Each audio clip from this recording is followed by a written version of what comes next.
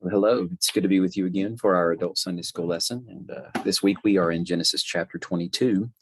Actually, at the top of the screen, if you're noticing, there might be a few verses from Genesis 21, Romans 4, but the main part of our lesson in Genesis 22. Also, just as a disclaimer, I do apologize up front. There is going to be some background noise. We have some guests in this weekend who are occupying our guest room, which is typically where I record. And so now I'm actually pent up in my bedroom, and to save me from having to record this either extremely late Saturday night or early Sunday morning before everybody else is awake, because of the other people who actually have to post this lesson online, it would not be a problem for me, but I'm not the one that posts this. I actually have to edit it and then give it over to someone else, and they post it onto our Facebook and YouTube pages. So to try to make this a bit more convenient for them, I'm trying to record this now, kind of Saturday evening-ish. So again, I do apologize if my family, who is actually on the other side of the bedroom wall in our dining room playing cards with our guests, happen to get a little raucous then while they're celebrating whatever momentary victory is occurring there with each round of card playing. I'll try to just give them a second or two to let their victory cheers die down, and then I'll pick up with the lesson. But again, I do appreciate your patience, and I apologize for that. So we will read from these passages you see here on the screen, and then we will jump over to our lesson outline after we pray, and then get busy studying this. All right, so Genesis chapter 21, verses 1 through 5. The Lord came to Sarah as he had said, and the Lord did for Sarah what he had promised. Sarah became pregnant and bore a son to Abraham in his old age. At the appointed time, God had told him. Abraham named his son who was born to him, the one who Sarah had born to him. Notice how Moses gives us that just slight reference there to make sure that we understand quite clearly Ishmael is not forgotten, but Ishmael was never meant to be the son of promise. Isaac had always been the targeted goal of what God had been promising Abraham all along, as goes the next successive generation in this chain of descendants that would move on in carrying this covenant promise, all the promises contained within this expression of the covenant that God had made with Adam, moved forward to Noah, and is now advanced to Abram and expanded upon it with a greater degree of clarification. And that covenant at some point, of course, is going to be passed to Isaac. Verse 4, when his son Isaac was 8 days old, Abraham circumcised him as God had commanded him. Abraham was 100 years old when his son Isaac was born to him. And then Romans chapter 4, verses 19 through 21, he, Abraham, did not weaken in faith when he considered his own body to be already dead, since he was already about 100 years old, and also the deadness of Sarah's womb. He did not waver in unbelief at God's promise, but was strengthened in his faith and gave glory to God, because he was fully convinced that what God had promised, he was able to do. Genesis 22, verses 1 through 10. Actually, we'll be reading all the way through 14. After these things, God tested Abraham and said to him, Abraham, here I am, he answered. Take your son, he said, your only son Isaac. Again, not that God has discounted or forgotten that Ishmael exists. In fact, we remember in previous chapters, although we didn't quite cover that material here in this space or forum, but if you've been following our reading plan, you've certainly come across this, and maybe even before reading that chapter, as Abraham in Genesis 17 is pleading that Ishmael may actually live before the Lord.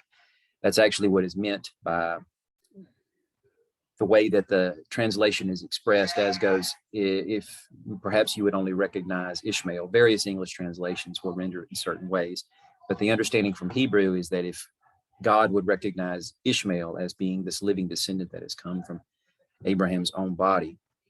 And the Lord, even though he is not required to, because Ishmael is not the descendant that God had been promising all along, he, out of his mercy, steps up and actually promises that he will bless Ishmael and make a great nation of him. 12 descendants will come from him, sons, that is, and they will spread out, proliferate, and fill the land that they occupy. But God also takes this moment to reiterate that it is the son that will come through Sarah, who is the one who will inherit the covenant promise that God has intended all along.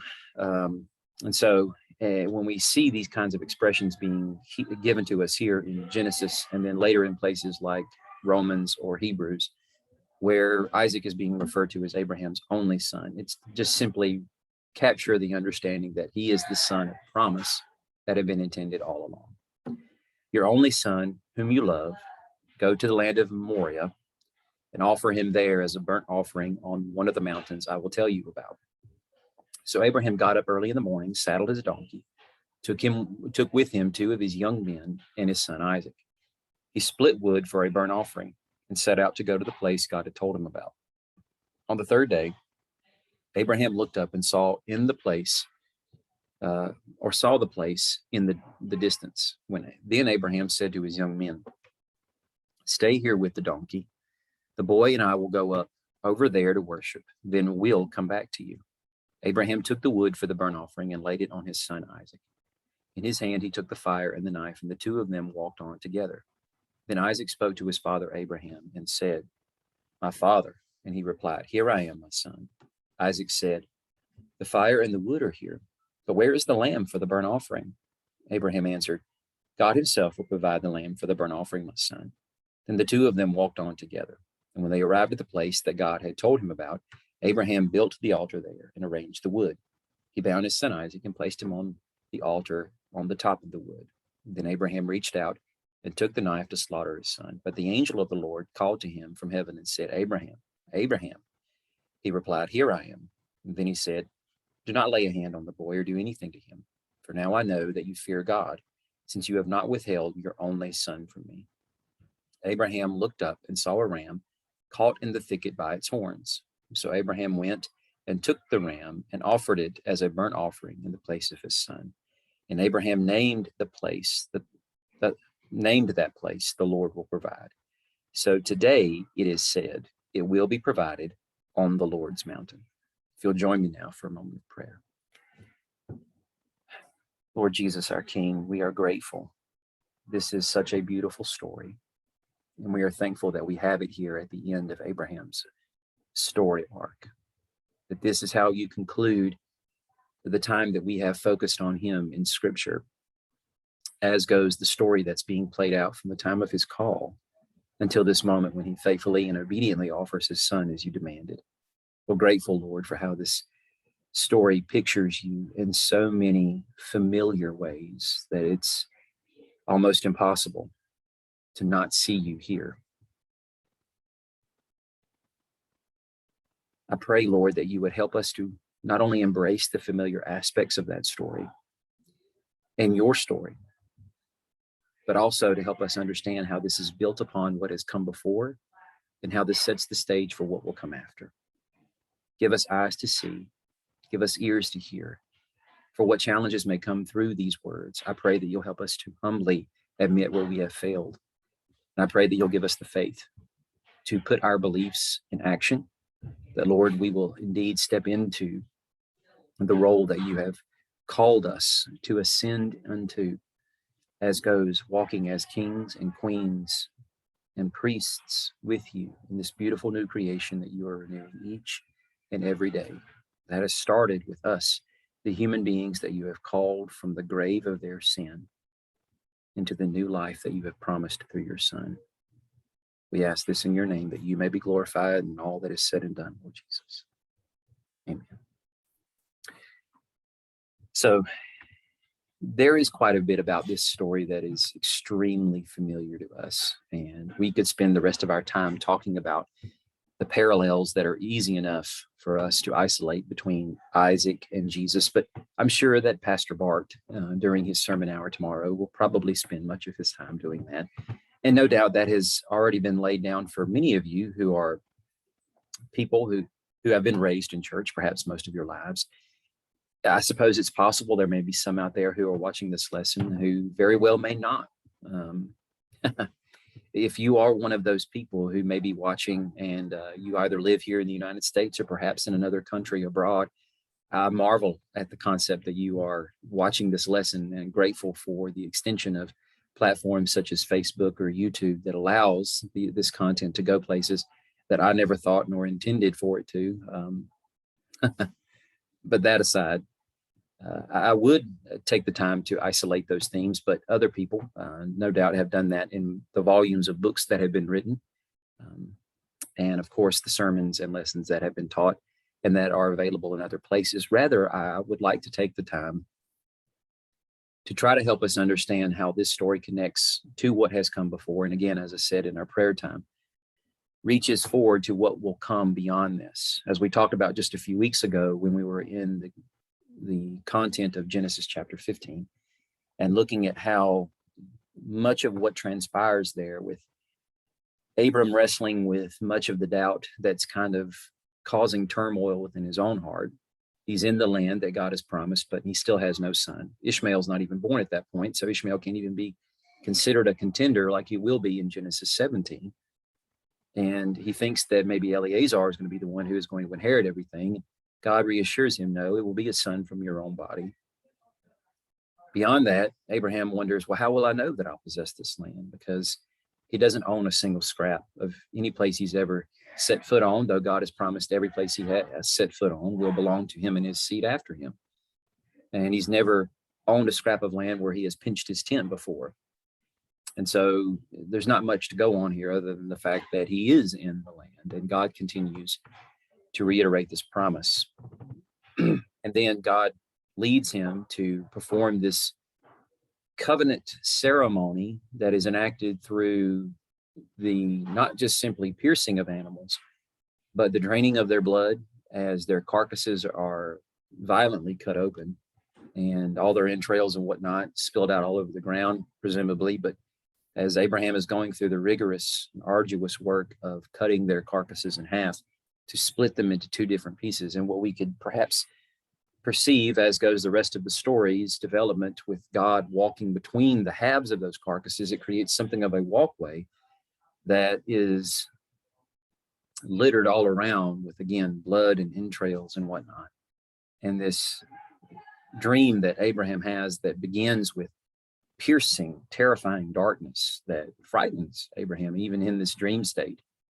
And beyond that, God, in this manifested form of a smoking firebrand, or I should say a firebrand in a smoking pot, that are walking beside each other.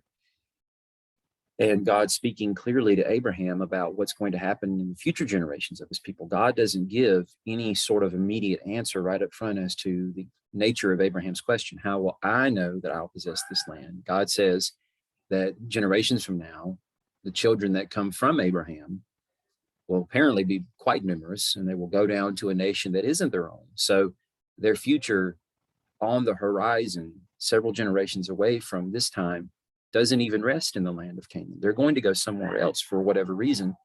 They're going to serve as slaves there. And maybe Abraham's thinking, does that mean that they'll be enslaved in this land and dragged away from this land as slaves and captives to another kingdom? Or how is this going to pan out? God offers no answer in any of this, though Abraham's questions are not offered up to us for us to contemplate as well. And then God promises that that nation, who is not named in that portion of the narrative, we understand it to be Egypt later on, but it's not given to us there, will become subject to God's judgment. And then God will deliver and rescue them from there. And then this whole scene kind of reenacts, or I should say foreshadows and mimics what is yet to come, because the very instance in which Israel is delivered from Egypt occurs after the 10th and final plague. Not to steal too much thunder from what we're going to discuss tonight, I won't reference what that is. You may already know. But after the end of that 10th and final plague, God rescues them out of there. And then with the whole dramatic end to the actual portion of the Exodus narrative in which they leave Egypt and then cross the Red Sea, has dramatic and striking parallels to what God is showing Abraham in this dream state, with himself walking through in the form of cloud and smoke and fire, or I should say cloud of smoke and fire, walking through this artificial aisle or pathway that's splattered with blood all over the place, carnage and death that leads to life for Abraham's people. It envisions what's going to happen with the Exodus story. And I think in large part, what we have here with this very curious story of Abraham being told to take his son the one who is termed as his only son, the one whom he loves, and offer him as a burnt offering at a place where God is going to show, is yet another piece of this puzzle that God is setting up as part of the great diorama of what he intends to do with Abraham's folk once they have become a nation. And again, several generations removed from this particular moment in history and in the story. But all of these pieces fitting together as the story becomes more developed, once the Exodus story begins to happen, helps spell out what God has intended, that actually starts at the beginning of Abraham's story arc. And by the time we get to Genesis 22, we're only 10 chapters removed from Genesis 12, where we start reading of how Abram's introduced into the story. But it's so easy, especially if we're not reading this as one collection of story panels in one sitting, and we're just picking this up day in and day out, to forget. Sorry, I'm laughing, the cheering.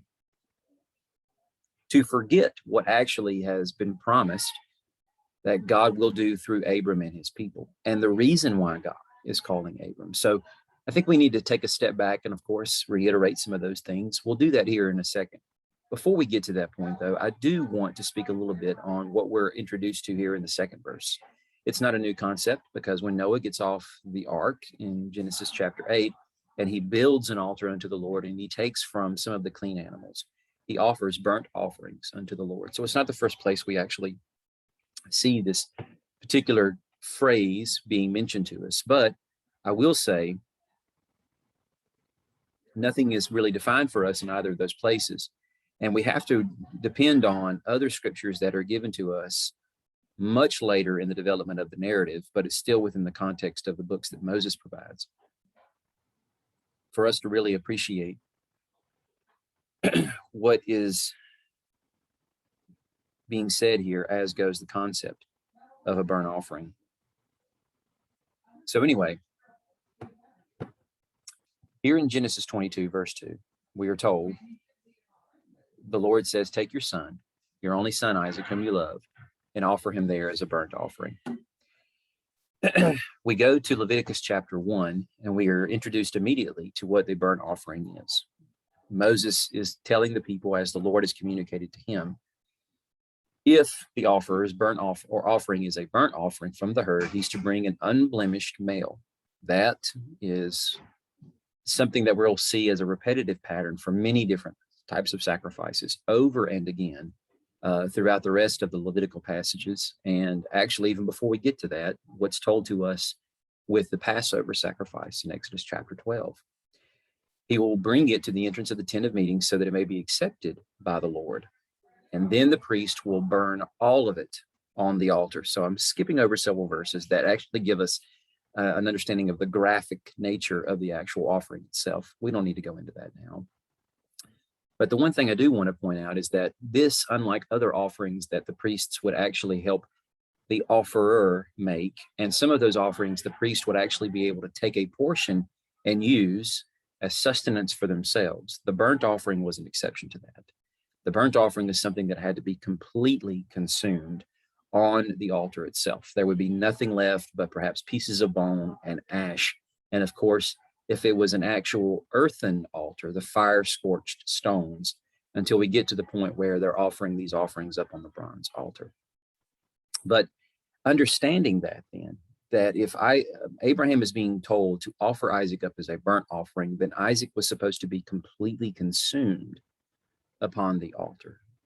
And if we go back and actually consider some of the opening verses of chapter 12, in which Abram is called and commissioned by the Lord, and his story arc begins, we can perhaps appreciate a little bit of a better understanding of the usage of this phrase in Genesis 22. Because when the Lord says to Abraham, or Abram at that point in time, in Genesis 12, I will make you into a great nation. I will bless you. I will make your name great, and all the peoples of the earth will be blessed through you. The understanding perhaps is not made clear yet at this point, and won't be developed further until we get to a place like this, which many years, considering that Isaac was perhaps somewhere between the age of maybe 10 to 15, we don't know exactly, because Abraham was 100 years old when Isaac was born, but we're not given the age that Isaac is at this particular moment. But understanding that at least that much time has passed, and that Abram was called when he was somewhere around the age of 75, that perhaps anywhere from 25 to nearly 40 years of actual narrative space has occurred in the text itself. So with all that in mind, there's quite a bit of character development that's occurred here, and we don't really know exactly how Abraham's understanding of this covenant promises, or this covenant's promise, has developed. But in order for Abraham and his people to actually fulfill this promise of all people on the earth being blessed through them, that this would require the complete consumption of the nation, not consumed in the way that we think of, perhaps with the idea of maybe an offering like this, that once it's placed on the altar and the flames do their job and nothing is left, or maybe you take a piece of bread and you take one bite at a time and eventually it's all consumed till there's nothing left. Not that the people would be consumed until there's nothing left of them, but consumed in the sense that there is no room for them to do what they choose or desire to do. Instead, they are to be consumed completely for God's purpose, his glorification. This is the reason why God commissioned Adam, and Adam had fallen, and now that commission is being passed on to someone else. And eventually Noah takes the mantle, and then now Abram and his people who will come after him, the people that God says that he will use to make Abram's name great, and of course, by extension, bless all the families of the earth. Now, we understand that all culminates in Jesus.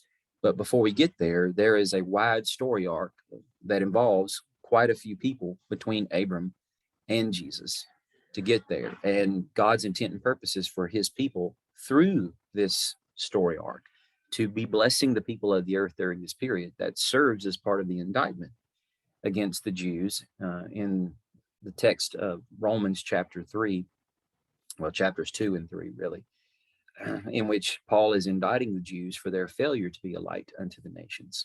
So yes, while Jesus is the culminating endpoint of that promise, we're not simply supposed to just read those passages and think that this strictly belongs to Jesus, and these people would have had no concept of an understanding of this promise or the obligation on their end to try to fulfill this promise. And that they were thinking all along that this is Messiah's responsibility, and until he comes, we're just kind of biding our time and waiting until he comes to be the blessing from our people to bless all the nations and people of the earth. So these people are wholly dedicated, just the way the contents of any animal that's being offered up as a burnt offering is wholly and completely dedicated to be consumed on the altar by God. And God specifies this further after Genesis 12 when he gets into Genesis 15, when he says, there will come one from your body who will be your own heir. And then again in Genesis 17, after we cross through this part of the story where Hagar and Ishmael come into play, and a child is conceived through Hagar, but of course it's not the one that God intends. He clarifies further in Genesis 17, your wife Sarah will be the one who bears you a son, and you will name him Isaac. And now in Genesis 22, this son Isaac is meant to be given over as a burnt offering, which means that he is supposed to be given over in complete total surrender unto God, and that Abraham in this moment is to be in complete total surrender unto God's wisdom, and trusting in God's wisdom and the wisdom of this demand and his intent, whatever that might be.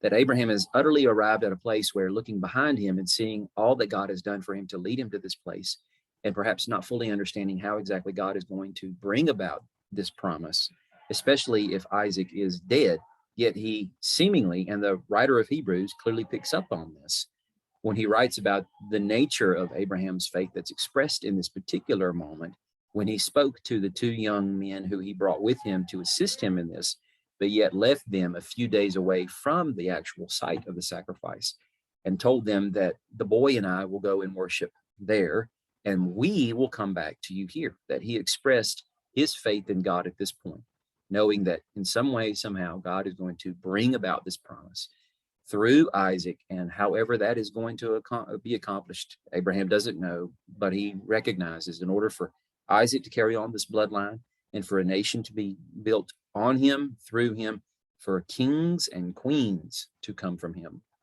Isaac has to be alive to have children. And if that means he has to be killed, so be it.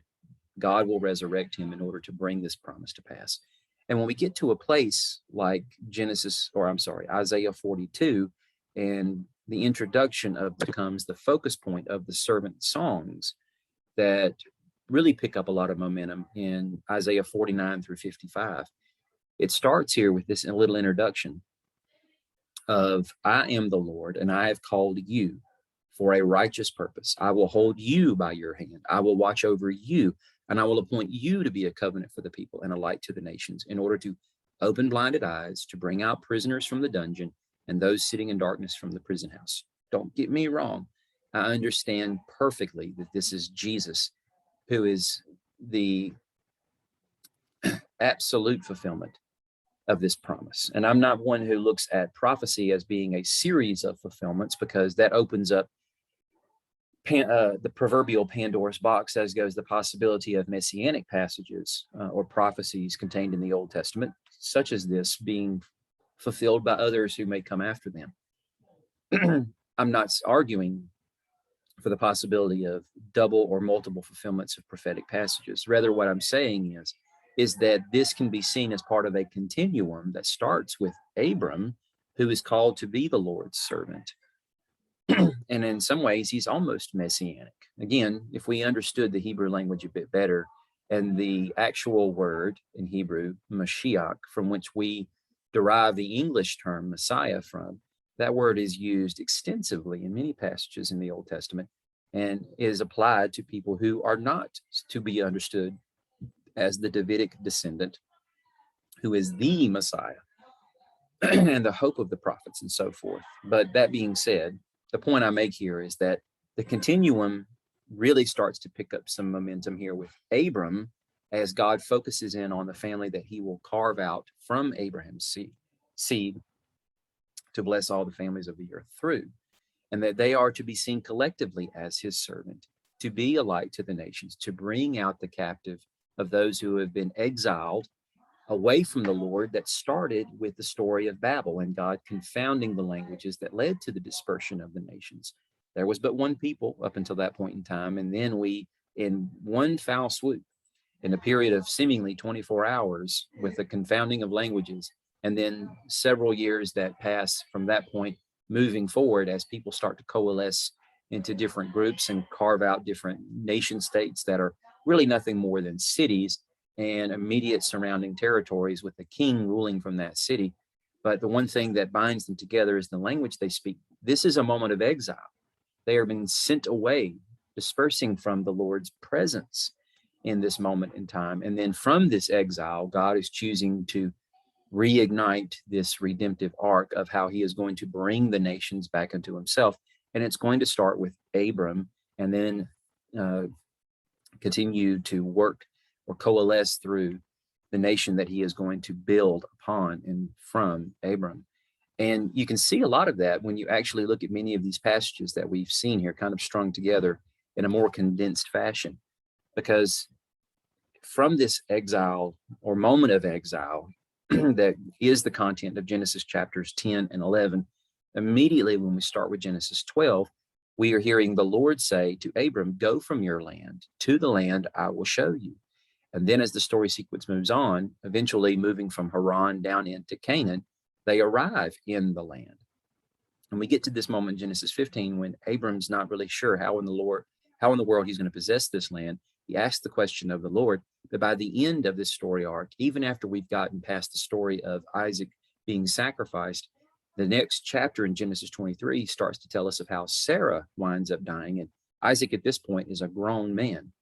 But though Abraham has lived in this land for several years up until this point, yet still he doesn't consider himself to be a resident of this land, but his attitude that he's adopted is one of an exile living here. I'm an alien and a resident living among you. And even the writer of Hebrews picks up on this theme as well, when at the end of Hebrews chapter 11, summing up how the attitude, or what the attitude was of every one of those examples that are listed there in the preceding verses, he says, all these were approved through their faith, but they, which includes Abraham, did not receive what was promised, since God had indeed provided something much better for them. The promise is what lay very far on the horizon, but nonetheless on the horizon and in the future from their vantage point, looking into what would eventually become Israel's history. And I say all that to simply say that Abraham, understanding that he wasn't going to be the one to inherit all these promises, though God spoke of them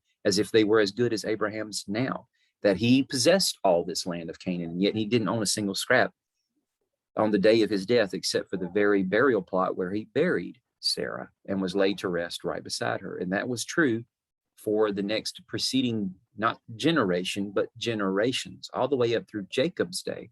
And Jacob himself is laid to rest in this very cave with Abraham and Sarah, his father and mother, and so forth.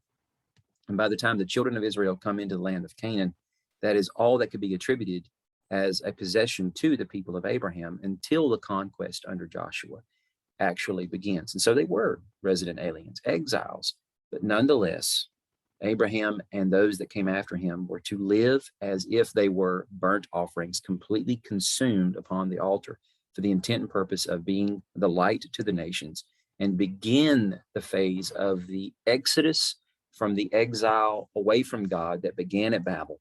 That's not really going to be brought to its full end until Jesus arrives on the scene.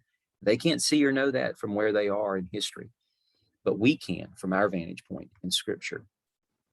So I just bring that up as something of a theological point to help us understand a little bit better, perhaps, why the nomenclature of burnt offering is given to us there. But now I think is where it starts to get a little more interesting, because back in verse 2 of 22, we are told that Abraham was to take his son to the land of Moriah.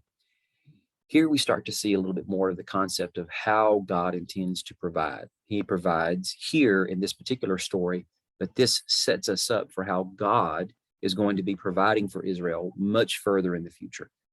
I don't want to just simply leapfrog from here, though, and go on to say that God is going to provide ultimately through Jesus. That is clear enough. And we understand that, again, Jesus is the terminal endpoint of all of this.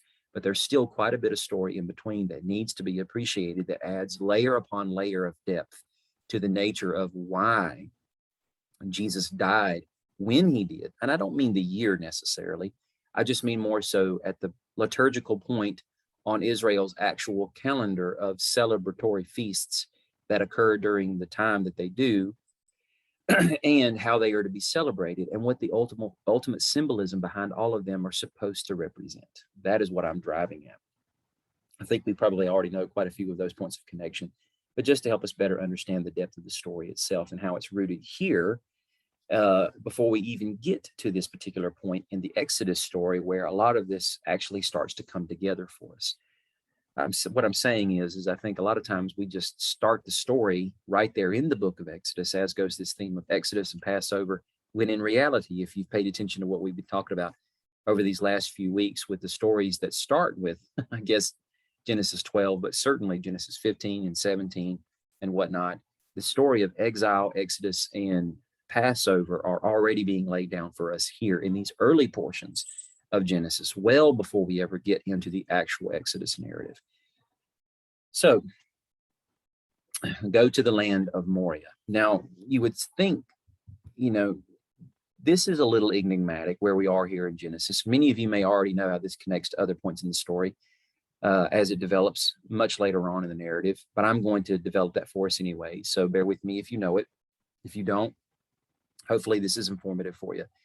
But this is not meant to be significant for us here and now, because it's not quantified for us where this is. If we had not read a single scrap of Bible other than the first 22 chapters or 21 chapters of Genesis, and we're now broaching into this material, we would have no clue where this is.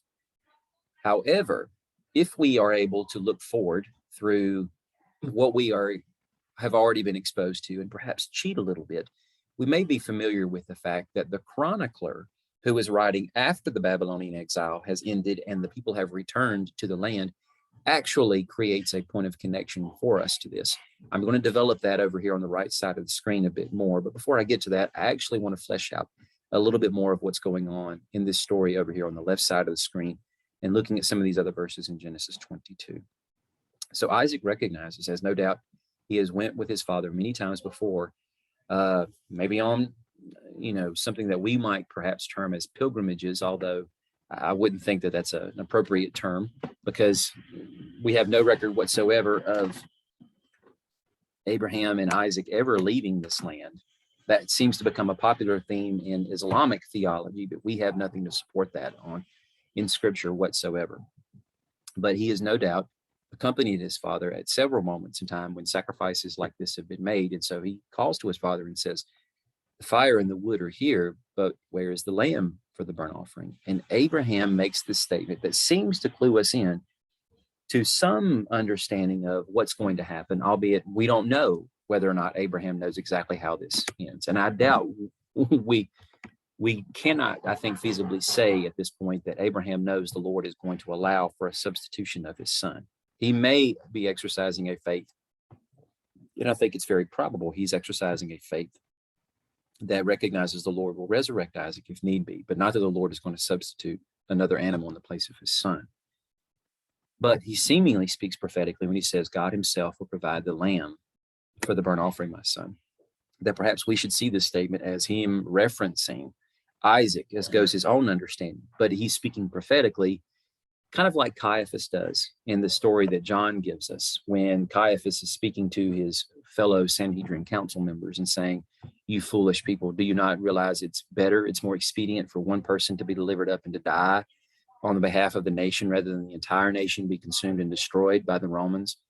Of course, he's not thinking that Jesus is Messiah. He rejects Jesus as Messiah. And he certainly doesn't think that Jesus is meant to be offered up in a substitutionary fashion for the sake of the atonement for the nation in Isaiah 53 type of way, but that Jesus could perhaps be the one, or a person that is given up to help in some way improve relations between the Jews and the Romans, and for one person to become a scapegoat of sorts for the nation for that purpose. But again, not to the end that we see as the story, redemptive story arc of God, as goes what Messiah is intended to do. I hope that makes sense. But anyway, that Abraham, as he's speaking this, is not recognizing the Lord is going to bring an actual physical animal into the story sequence itself to be a substitute for Isaac. Now, this is part of what we fail to understand and see here, because we're not reading this in Hebrew, but the term here, and this actually comes from this portion of the scripture, verses 7-8, when God himself will provide the lamb for the burnt offering.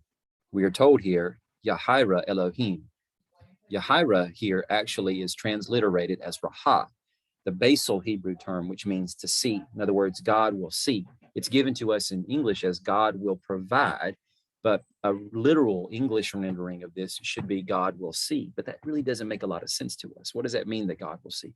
That God will see that a lamb is provided in the sense that he will see to it that it's done, or God will see a lamb and then point this out to Abraham? We're not told what that means. It is appreciably translated a bit more accurate for us in English. Or I should say, it's perhaps translated a bit more understandable for us in English as God will provide, although a more accurate would be, and a more literal translation would be God will see. And then the same phrase is used again in verse 13, when Abraham looked up and saw a ram caught in the thicket by its horns. It's meant to be a play on the fact that God will see. Now Abraham looks up and he sees a ram caught in the thicket by its horns. He takes the ram, he offers it up as the wholly consumed offering itself. WHOLY, not HOLY, although it perhaps becomes holy. It does indeed become holy once it's given over to the Lord. But then in Genesis 22:14, when Abraham assigns a new name to the Lord, now it's not Yirah Elohim, it's Yirah Yahweh. And Abraham named that place, the Lord will provide. And so today it is said, it will be provided on the Lord's mountain. We're going to touch on this here again here in just a second. But now that we've mentioned that, let's go back up here and talk about how this concept is developed a bit further, as go the significance of the place. Because the land of Moriah, again, is not referenced as such again until we get to what the chronicler has to say. When we get to this moment in the story sequence, when David has done something offensive before the Lord, and the Lord has now brought destructive plague amongst the people. So it's incredibly serious what David has done here as king. And he threw himself at the Lord's mercy, and this is what the Lord chose. And thousands have died at this point.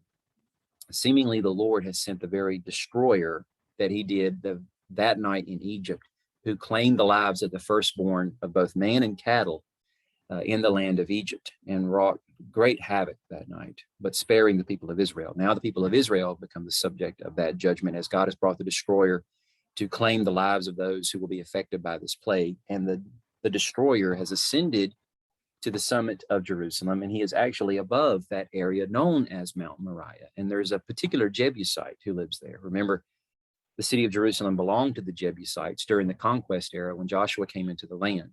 And the Jebusites continued to live there. It was not completely captured and destroyed, as many other cities were, by Joshua and the Israelites during that time period. And the Jebusites were able to continue to survive and for many generations afterwards through the period of the Judges. And even when David conquers the city himself and he takes it over, Jebusites continue to live there. We're not really sure how that accord works, but nonetheless, this particular person, in Samuel, his name is Arguana. It's transliterated in the Chronicles as Ornan, one and the same. And he owns a threshing floor up on the highest point of the summit. And as David sees the destroyer there with his sword drawn over the city, and he pleads that the Lord would stop, and instead that he would take his vengeance out upon David, that here the Lord makes it clear to David what exactly he's supposed to do to atone for the sin that he has brought, or that he has wrought, and the plague that the Lord has brought upon the people to get it to stop. And so as the story develops further, he builds an altar after he pays full price for this threshing floor from Ornan. He takes from the cattle and the cart that's there that belongs to Ornan and then now belong to David, and he carves it all up and he offers a sacrifice from these animals, and he offers many more burnt offerings and fellowship offerings there. After he builds an altar to the Lord, he called on the name of the Lord, and the Lord answered David with fire from heaven on the altar of the burnt offering. And then we're not told much about how this connects. Actually, we're not told at all how this connects to the story here in Genesis 22 until we end the account of First Chronicles and get into the beginning of Solomon's story in Second Chronicles, as Solomon has now been installed as king, and he is going to be commissioned to build the temple because David was withheld from being able to take that privilege upon himself. And we are told in Second Chronicles 3:1, then Solomon began to build the Lord's temple in Jerusalem on Mount Moriah. So now we see how it all comes together. Mount Moriah is a portion of the tri-peak summit that forms the mountaintop plateau of Jerusalem. And Mount Moriah, the place where the destroyer stops and this altar was built by David, the Lord answers by fire, becomes the very sacred spot where the Lord wants the temple built. And so we are told also that this is the place where not only was David appeared to here, but back in Genesis 22, this is the very site where Abraham sought to offer Isaac that the Lord had revealed to him. This is obviously not coincidental in any shape or form. It's connecting 2 points in the scripture that are meant to transcend above just the building of a temple or the place of a particular sacrifice, but to bring to light a certain theme that God has already laid down here in Genesis 22, and we have seen kind of somewhat fall into obscurity. And I'm going to bring that out here in just a second, but we've seen kind of fall into obscurity as the narrative has developed for well over 1,000 years from the time of Abraham until this particular moment, when David is seeking to take this spot and claim it through purchasing it from Ornan as the very future building site of the temple itself. Now, I seek to try to connect us here to this concept of what Abraham says here in Genesis 22:14 of it being provided on the Lord's mountain. But give me a second here. Let me finish these other verses. Because in 2 Chronicles 6, when the temple is done and Solomon is offering this dedicatory prayer here, God speaks here and he says, since the day I brought my people Israel out of the land of Egypt, I have not chosen a city to build a temple in among any of the tribes of Israel, so that my name would be there. But I have chosen Jerusalem so that my name will be there. And that harkens back to what Moses was saying as he gives his final charge to this new generation of Israelites, who are the children of the generation that came out of Egypt, who all died in the wilderness because of their disbelief. And they're going to be the ones to step into this role of actually conquering the land and building the Lord's kingdom that he wants there to impact the world and bring light unto the nations and blessing to them that he had promised would happen through Abram and his people, right? And as part of this charge through a series of sermons, he says to them, when you cross the Jordan and live in the land the Lord your God is giving you to inherit, and he gives you rest from all the enemies around you, and you live in security, then the Lord your God will choose the place to have his name dwell. He will choose the place where he will have his name dwell. Here in 2 Chronicles 6, excuse me, considering that this particular moment when Moses is saying this is somewhere around maybe 1400 BC, and now as Solomon has become king, and this is somewhere around 970-ish BC, that 500 years has passed from that time when Moses first said these words. It's taken that much time for the Lord to make it clear to the people of Israel, Jerusalem is the place where he would have his name to dwell.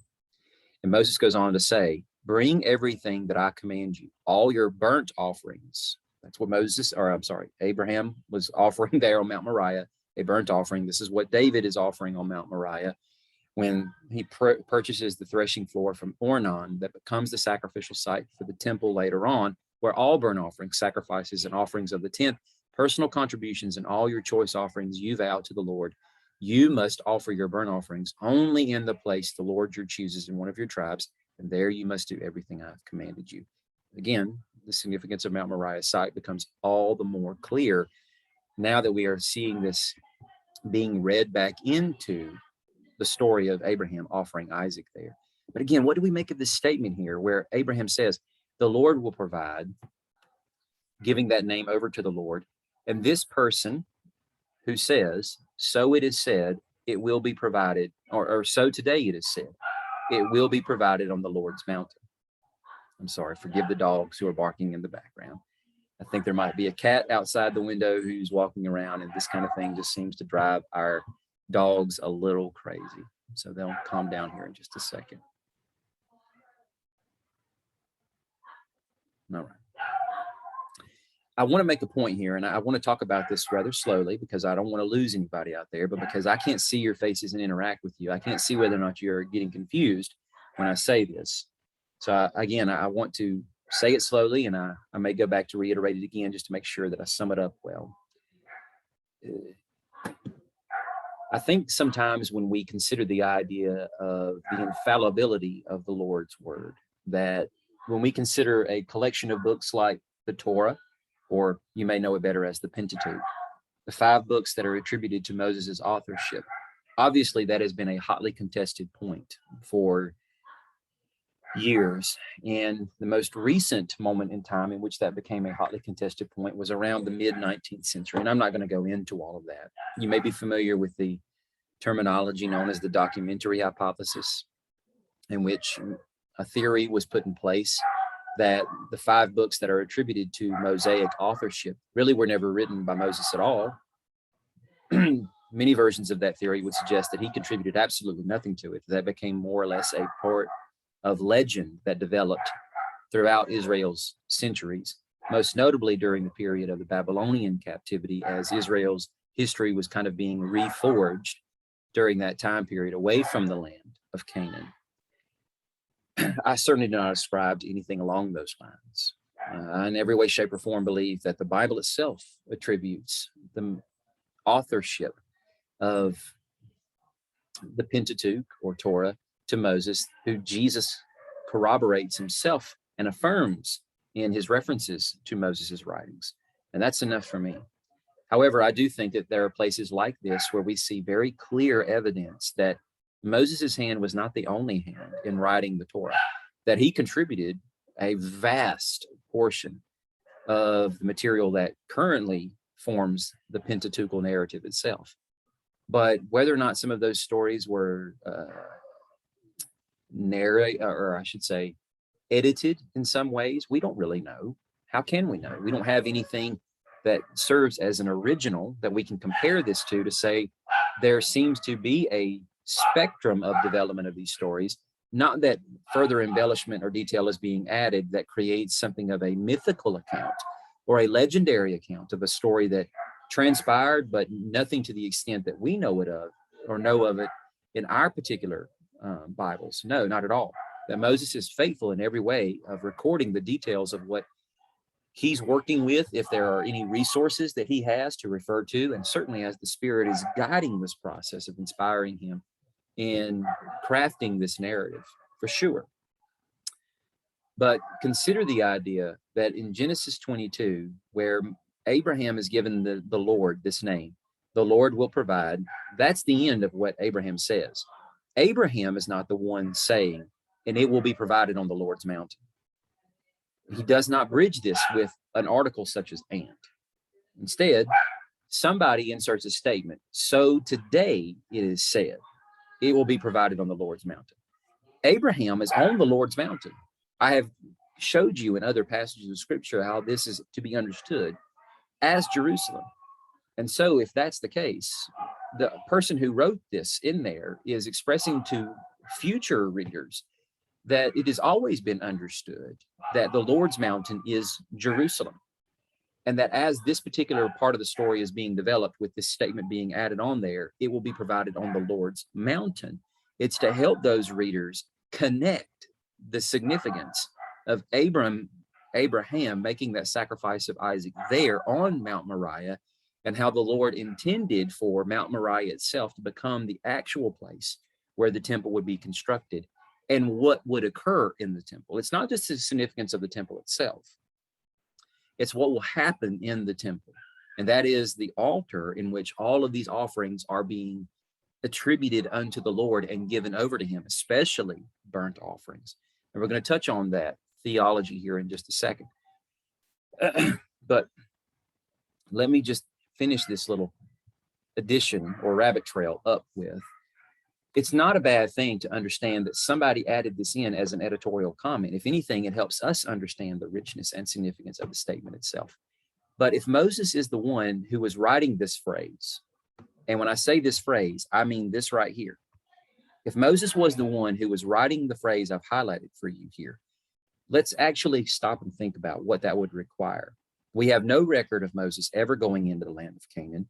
Moses may know of a city called Jerusalem because of the years he spent in Egypt and being educated there, in which he would have come to know perhaps much of the known world, perhaps even the Greek civilizations across the Mediterranean Sea directly north of Egypt, certainly the Babylonians and the Sumerian civilizations in the Mesopotamian River Valley. No doubt the Canaanite tribes and clans that have developed and populated the entire land of Canaan, and the fact that Jerusalem had become a habitable settlement of at least the Jebusites and maybe other people, and that kings were ruling over that particular city. But just because he knew of that place doesn't mean that he ever set foot there. We have no record of that. There would be no reason for this phrase to be said by Moses in such a way that we could understand it as the Lord would provide on that mountain. What will the Lord provide on that mountain? Nothing in the theology that Moses has developed for us up until this point would make sense as goes Moses being the one making that statement, because the Lord has not provided anything on that mountain yet other than the events that will occur here in this particular story of Abraham offering up Isaac. But someone later on in Israel's future, when the people have come into the land and they've conquered the land, and in the period of the monarchy, so we're not talking about Joshua and his generation or even the period of the judges, but after David has conquered Jerusalem, and after Solomon has been commissioned to build the temple, and after Solomon has finished the temple, and the actual liturgy that Moses laid out for the people in the Torah, as goes what offerings are to be offered up on the altar in the tabernacle, which has now been supplanted and replaced by the temple. These offerings are being given there. The tabernacle itself was never set up on Jerusalem's summit, but instead the temple was. So in every place of the few there were that the tabernacle was actually set up, those burnt offerings were being given there. And perhaps it could be said the Lord was providing in this way there. But the significance of this statement here of it will be provided on the Lord's mountain does not come into clear view until we consider the Lord's mountain is Jerusalem. There's a temple there. There's an altar there in which burnt offerings and all manner of other offerings, especially Passover offerings and whatnot, are being offered there. And this is what attributes significance to the idea of Moriah being the site where the Lord's temple was going to be built. Its significance as goes this story here in Genesis 22 in Abraham's offering. I hope that makes sense. I would love to be able to entertain questions. Of course, I can't, though, because I can't see you.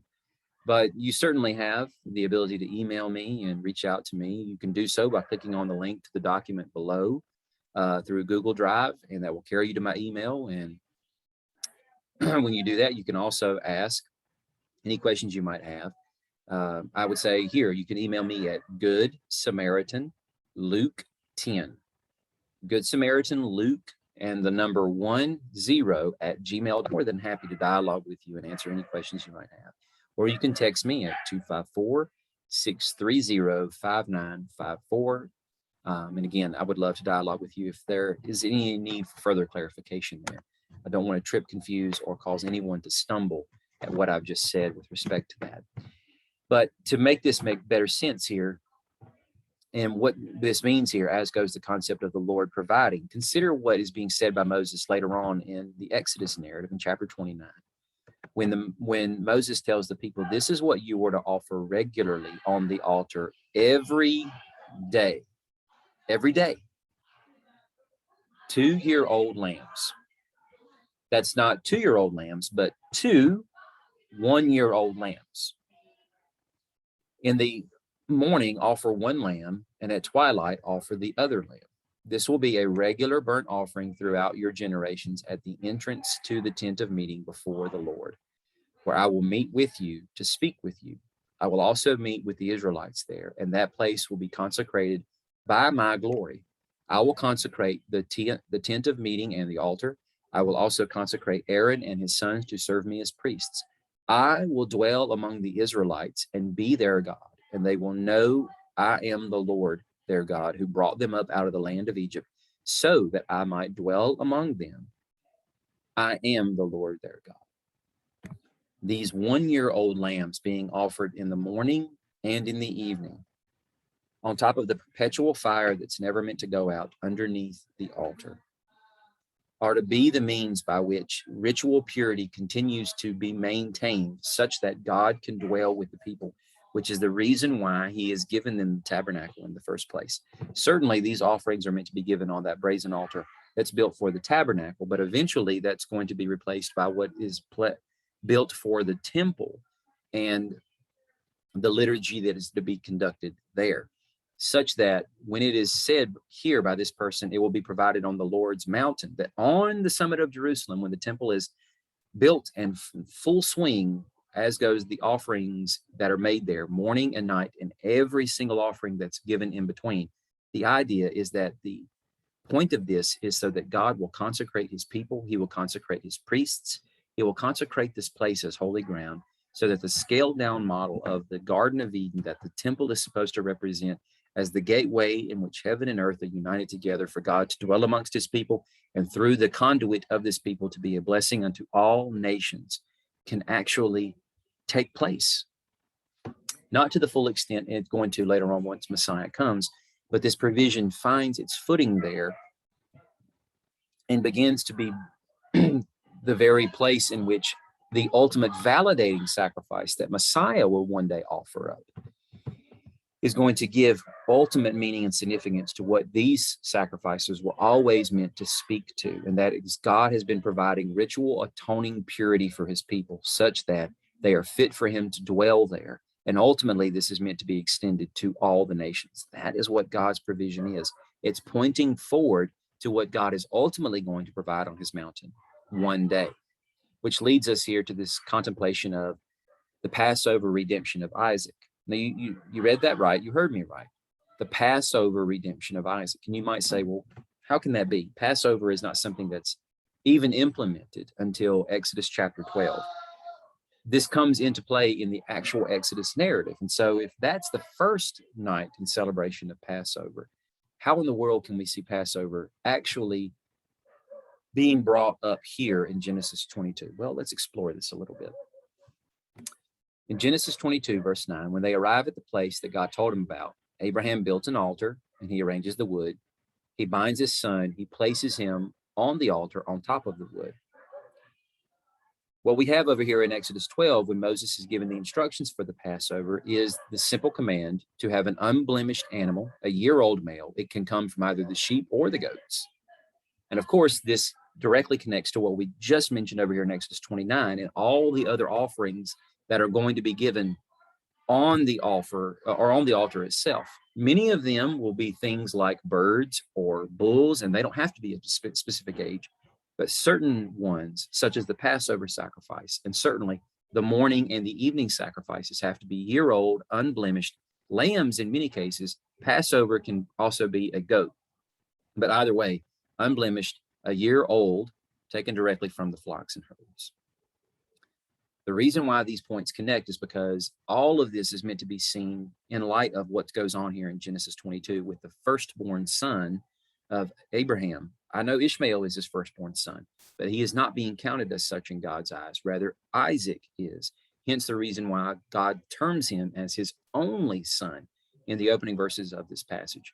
And the fact that Isaac being offered there is ritually symbolic and foreshadowing all the other offerings that are going to be offered in this space once the temple is going to be built. In other words, the teaching of the ancient rabbis was such that the only reason Jerusalem becomes the very place where these offerings are meant to be made was because that's the place where God showed Abraham to offer Isaac. And the only reason why those offerings are supposed to be given is because they are a visual reenactment of what Abraham was doing when he went up to offer the son of promise on the altar that he built and was going to wholly dedicate him over to the sacrifice the Lord demanded of him and making him a burnt offering. In fact, some Jewish sages went so far as to say that Abraham actually did complete the ritual and did sacrifice Isaac, and Isaac was resurrected. We don't have anything in the Bible that supports that. If anything, we have the complete opposite, that the Lord spared Isaac from the sacrifice, and he was cut from his bonds and allowed to be loosed and let up off the altar, still alive, never having tasted of death. Either way, though, that seems to be a bit more of a poignant reference to what Jesus would ultimately do. But the thing I want to emphasize here is that Isaac's offering there is meant to symbolize and foreshadow all the offerings that would be made there in the future, and that every one of those lambs that are offered in the morning and the evening are meant to be a visual reenactment of what Abraham was doing in offering up Isaac, which is the totality of the promise that God has wrapped up for Abraham in the people that will come after him, and what this means to be wholly dedicated to the Lord as his servant Israel, to be a light to the nations, to be the very conduit by which not only Messiah would come, but blessing to flow to all the nations, the blessings of Eden to the nations and God's dwelling with them. I want to point out this statement here, that Passover precedes and celebrates a deliverance from exile. I've given you that as a point of reference that I want to stand out in your mind. Let me read it again. Passover often precedes an exodus and celebrates a deliverance from exile. Notice I said an exodus, not the exodus, because I want to break away from the moniker of associating Passover strictly with the Exodus account in the book of Exodus itself. And I've said a Passover because, again, if you refer back to the writings of many ancient Jewish scholars, many of them have picked up on the very trope of Passover itself, existing in stories that are laid down for us in Genesis. Not just this one, but even stories like that of Lot being rescued from Sodom and Gomorrah. I invite you to read some of those things. Of course, that's going to require some digging on your part. I would be happy to outsource or resource you with material if need be, but nonetheless, I'm not arguing for that, but I definitely think it adds many layers of enrichment to those stories itself if we can begin to appreciate those themes, because it makes the significance of what the Lord was doing in the book of Exodus stand out all the more. Because these are sequences in Genesis that serve as dress rehearsals that speak to what God was going to do with Israel. And that too is part of a larger reenactment of what God has not only done before, but what God intends to do ultimately through his son when he sends his son onto the scene. All right, enough of saying that. I don't want to confuse you further, perhaps, but let me instead try to clear up any sort of ambiguity or confusion I may have caused.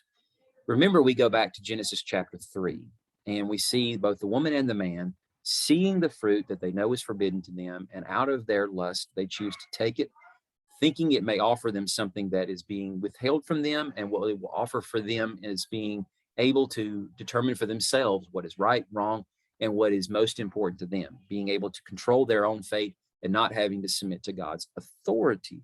So they see it, They selfishly take it, they eat it, and they invite sin and death into the world. But we have the complete reversal of that here with what Abraham's doing. And I don't mean to make Abraham stand out as a shining example of what we are supposed to do in being obedient to the Lord, because we have multiple examples of Abraham's doubt and outright flagrant disobedience in certain places. So he's no rock star. But this is the end point of Abraham's story arc that's given to us in Scripture. Now, what I mean by that is not to say that Abraham's not going to be mentioned anymore. We've already seen that. I read to you part of the funerary passage of Sarah in Genesis 23. So he will be mentioned more, even during his lifetime. I'm not even talking about any of the passages that references Abraham after he's dead. I just mean the period of time in which we have the development of Abraham's story from Genesis 12 up until this highlighting, crowning moment. Because after this, the story is transitioning away from Abraham and over to Isaac, which happens in the contents of the very next chapter. Because Sarah dies, and then Rebekah is brought into the picture to be a wife for Isaac. And then Isaac takes the story over. We don't reference Abraham again until Abraham is dead or he's about to die. He's married Keturah. He has 6 other sons. He's had concubines along the way, maybe has more than 6 other sons. He gives them all parting gifts and very small blessings, but sends them away so that they will not attempt to try to compete with Isaac for the blessing that is being passed to him. And then Abraham dies, and his firstborn son, Ishmael, and Isaac are the only sons that bury him. And that's it with Abraham. So this is the crowning moment of his story arc, his spiritual odyssey or journey from his call from Ur and Haran to this moment here in which we've seen him grow, develop, fall, trip up over his own unwise choices that mimic the poor choice that Adam and Eve made, until we get to this moment where he has truly learned to trust God and give himself and the hopes and aspirations and dreams of his family that he has brought into existence through this child that he had promised for 25 years and has now been brought onto the scene in Isaac, that God is demanding to take back in the form of a sacrifice. But Abraham doesn't withhold his son. He doesn't selfishly keep the knife there on the ground or maybe tucked into his scabbard of sorts. He unselfishly unsheathes the knife, and he reaches his hand out, not to do something selfish, but to unselfishly or selflessly give up his son in complete total devotion unto the Lord.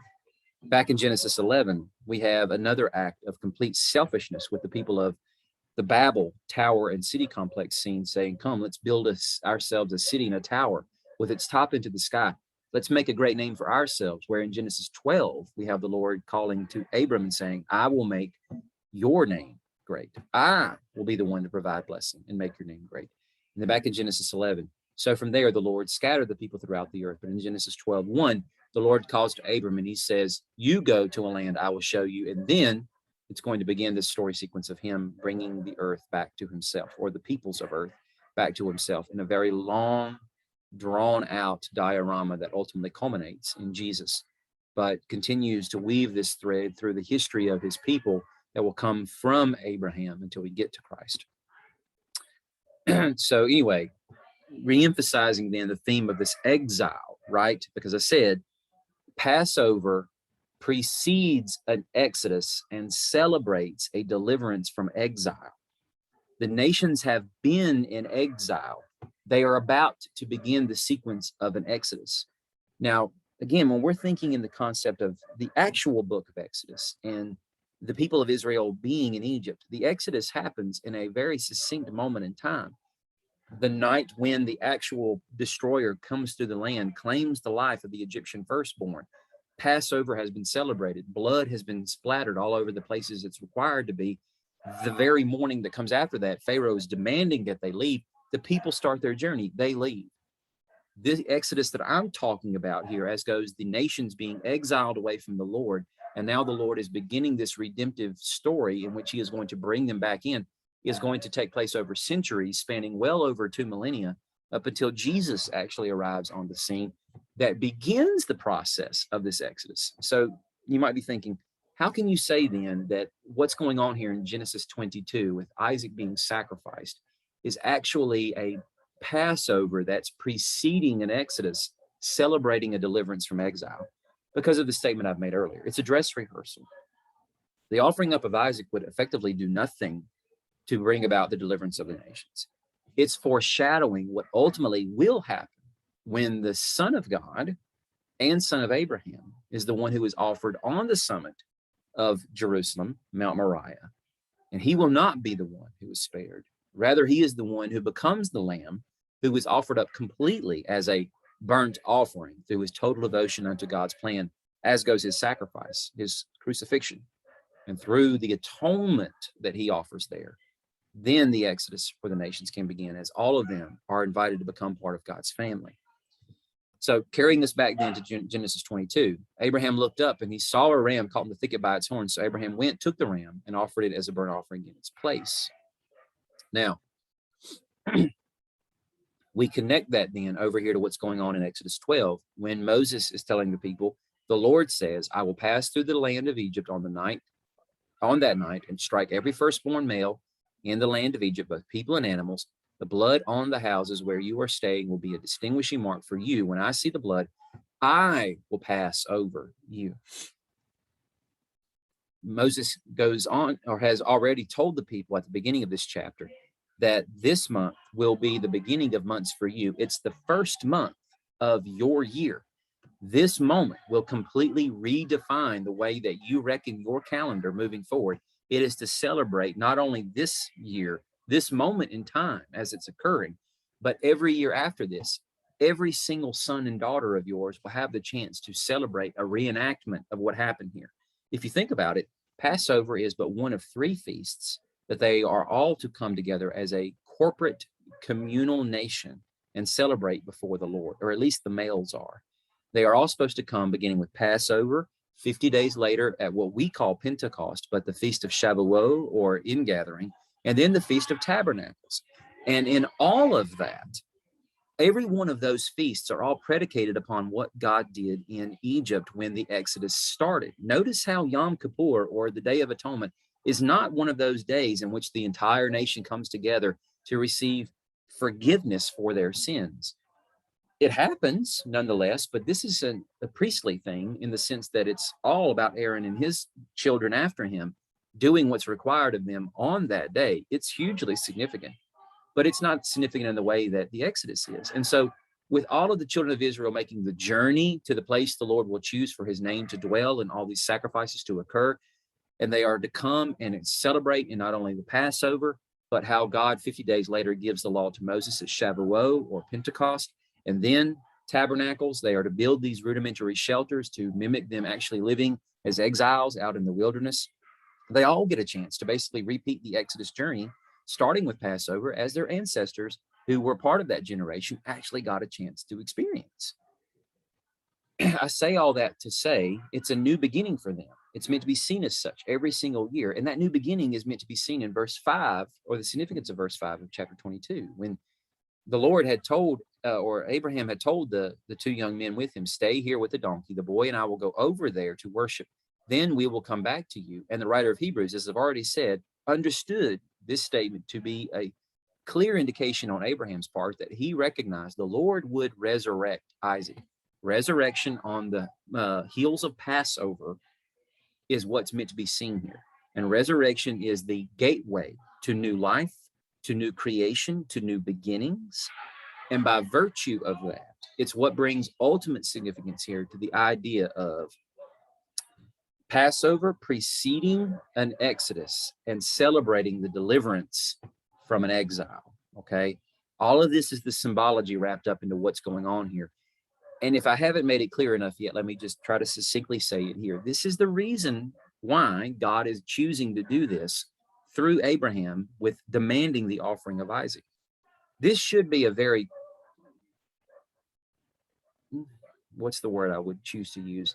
A very odd story here. Many skeptics have looked at this and said, it makes no sense how God shows clear indications that he abhors human sacrifice in later places of the story's development. With the giving of the law through Moses at Sinai, you are not to offer your children up in the fires as sacrifices, and various other things like that. If God abhors human sacrifice, why would he demand that he make a sacrifice of Isaac?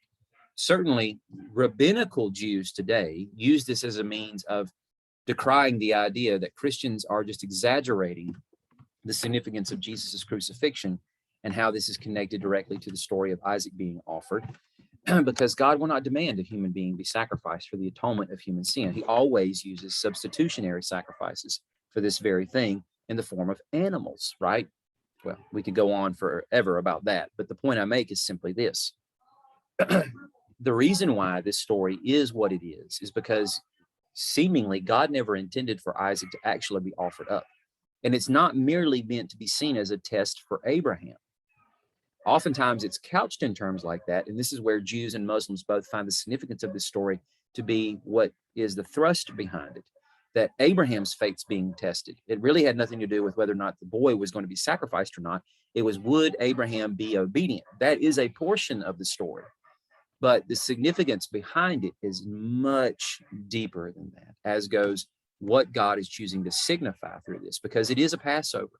And we see that clearly here in a place like Isaiah 53, in the part of the servant song where Isaiah is telling us that Messiah becomes the sacrificially atoning substitute by which, through his piercing because of our rebellion, his crushing because of our iniquities, his punishment so that our peace could be won, we are then healed by his wounds.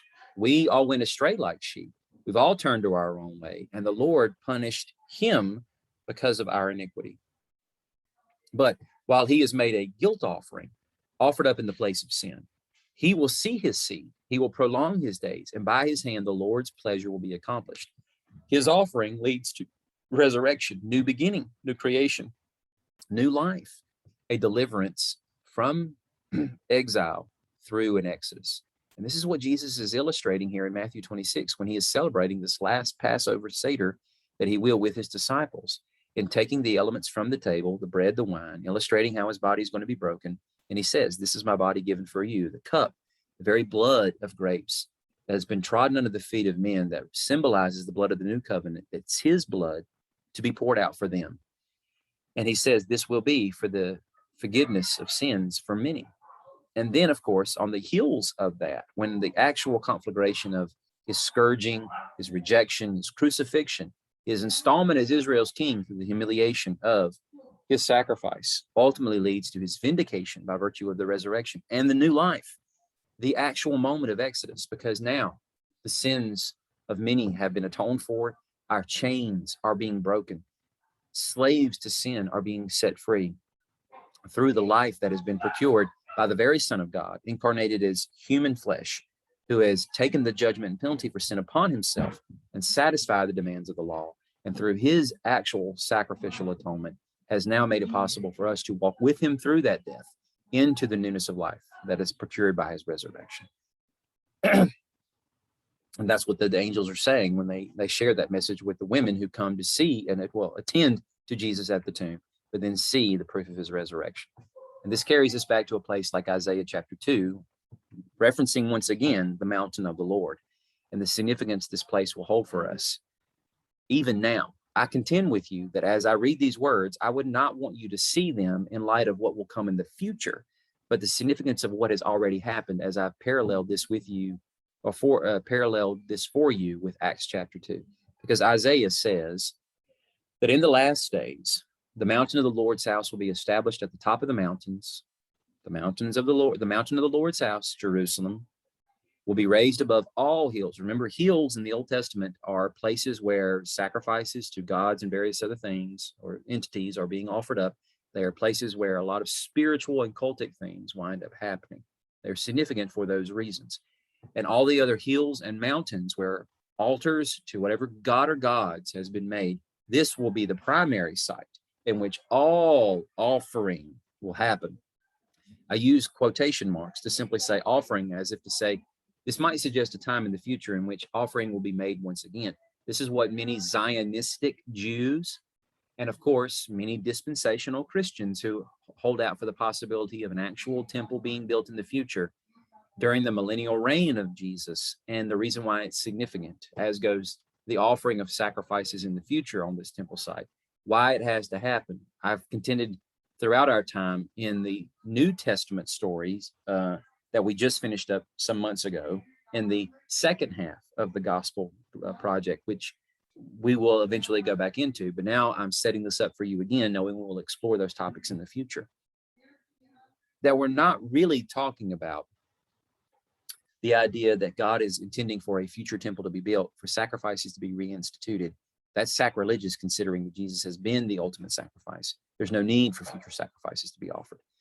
But rather, because of what Jesus has done, now Jerusalem, in a figurative sense, because this is the platform and the launching ground by which the gospel will proceed to the nations, and did in Acts chapter 2, will go out from. All nations will stream to it, because all of us, of course, now, whether we are Americans, Canadians, Australians, Polynesian, Japanese, it doesn't matter. Any and all nations where followers of Jesus reside,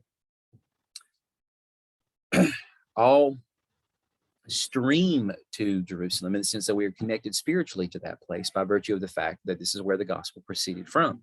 All nations will stream to it. Many peoples will come and say, come, let's go up to the mountain of the Lord, to the house of the God of Jacob. He will teach us about his ways so that we will walk in his paths, for instruction will go out of Zion and the word of the Lord from Jerusalem. And again, day of Pentecost. Jews are standing around in Jerusalem, devout people from every nation under heaven. And then, of course, once the Spirit of God falls in the form of cloven tongues of fire, they begin to hear the message of the Lord being preached to them, the gospel narrative of what happened in the days of Jesus that has not long since transpired. Many do come to faith. And of course, it's Peter who says in himself in the opening verses, or I should say opening words and lines of his sermon, that this is exactly what Joel said would happen in the last days, when he will pour out his Spirit upon all flesh. The last days were beginning then, and have been carrying on for the last 2,000 years. Certainly then, Isaiah's vision takes on more significance, as goes the idea that Jerusalem has become the pinnacle site of all worship sites, raised above all mountains and hills. And from there, the word of the Lord has went out far and wide, as goes the significance of what Jesus has done, as that story has paralleled very clearly with the significance of the story of what happened way back in Genesis 22 with the offering of Isaac. That on the summit of that mountain, the Lord would provide, even in the days of those who worshiped when the temple was built and the offerings were offered on that altar there, the morning and the evening sacrifices and all of those other liturgical offerings, symbolically representing how David went up to the altar site where he built the altar to offer those offerings when the actual site was dedicated, having purchased it from Ornan. And of course, recognizing that, I'm sorry, I lost my train of thought. Recognizing how this connects directly back to Abraham, as Abraham went up the actual summit itself, as he traveled to Jerusalem, Mount Moriah, to make the offering of Isaac. That those people are saying, as the Lord instructed Abraham to offer Isaac, and Abraham was obedient, and the Lord allowed substitutionary atonement to happen through the ram being given in his place. So the Lord is providing a substitute for all of us by allowing the lamb that's given in the morning and the evening, and for the Passover sacrifices and all other sacrifices, to be the thing that takes the significance of our sin upon itself and offered in our place, so that we may continue to walk in fellowship in the Lord's presence. And for him to dwell among us, for him to be our God, for us to be his people, and for us to be the light to the nations that we're meant to be. And then ultimately, God brings this to its ultimate point of fruition when he offers the one true lamb, who is given in the place of every single human being. And through his substitutionary atoning sacrifice, we find ultimate significance in this new relationship that we have with God because of the resurrection, the new beginning of that Passover lamb.